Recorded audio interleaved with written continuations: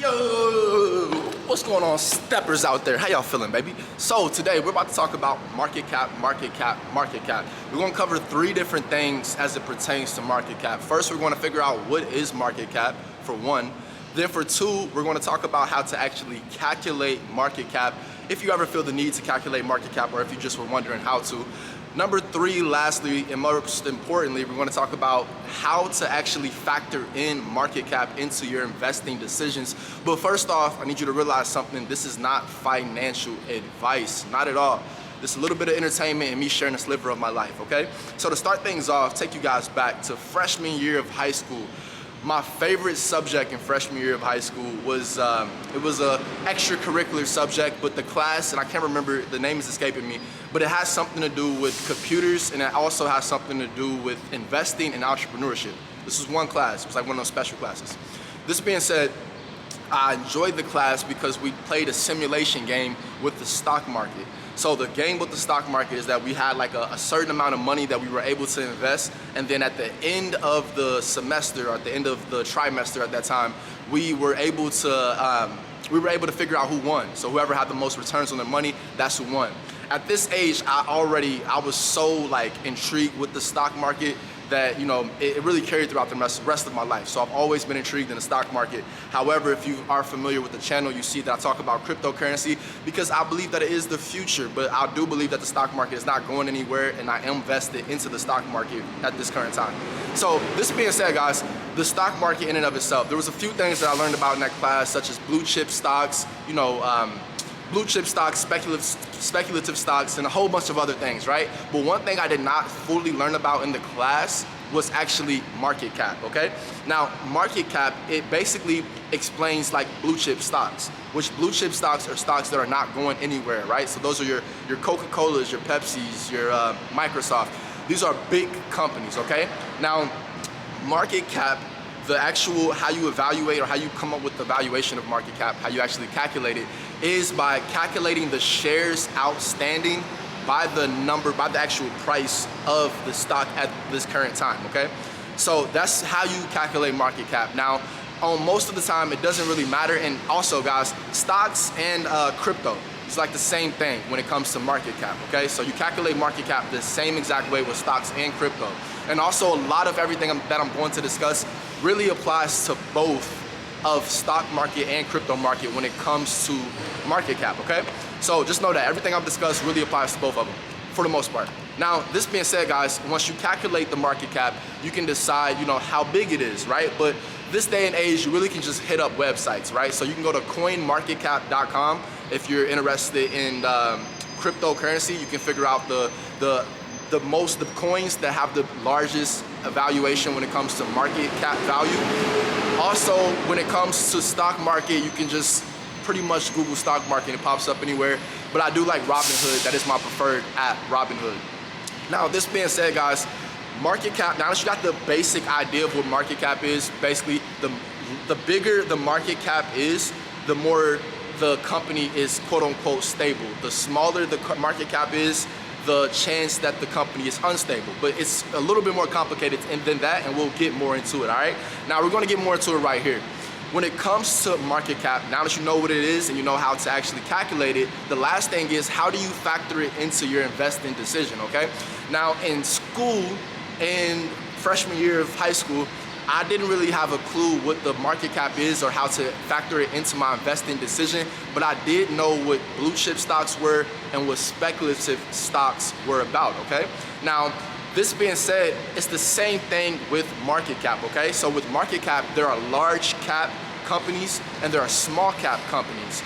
Now, these small cap and large cap companies, they differ in the market cap evaluation and also how much their company is thought to be valued at, okay? So when it comes to a small cap company, they're somewhere between $250 million and $10 billion. And this changes because the price of the market changes, the price of the stock changes, and also the number of shares outstanding. So this being said, $250 million to $10 billion is a small cap company. Large cap company is typically over $10 billion. That's gonna be a large cap company. And there is a range because, like I said, you really can't predict it. Everything goes back and forth. So this being said, the companies that fit into this range, they have different characteristics. And this will help you decide, do you want to invest in small cap companies or do you want to invest in large cap companies, right? Now, before we touch on the different characteristics, something that's kind of, well, really important to understand is that just because the stock price or the coin price for your asset is high, it doesn't mean that they have a high evaluation, okay? It doesn't mean that they have a high market cap. You can have a company that has a small market cap, but the actual price of the stock is very high, right? And the opposite can be true. You can have a big market cap, but the price of the stock is small compared to some other companies with a larger priced stock with a smaller market cap, okay? So don't get caught up in the price of the stock. The market cap is actually more important, and this is why. Now, when it comes to factor it into your investing decision with small cap companies, this is what you're looking at. They're speculative in nature, right? The reason they're speculative in nature is because they possibly can take a downturn. They can get, like, they're more affected by economic downturns, global downturns, or just negative events. They're going to be more affected because they have less money and less resources, okay?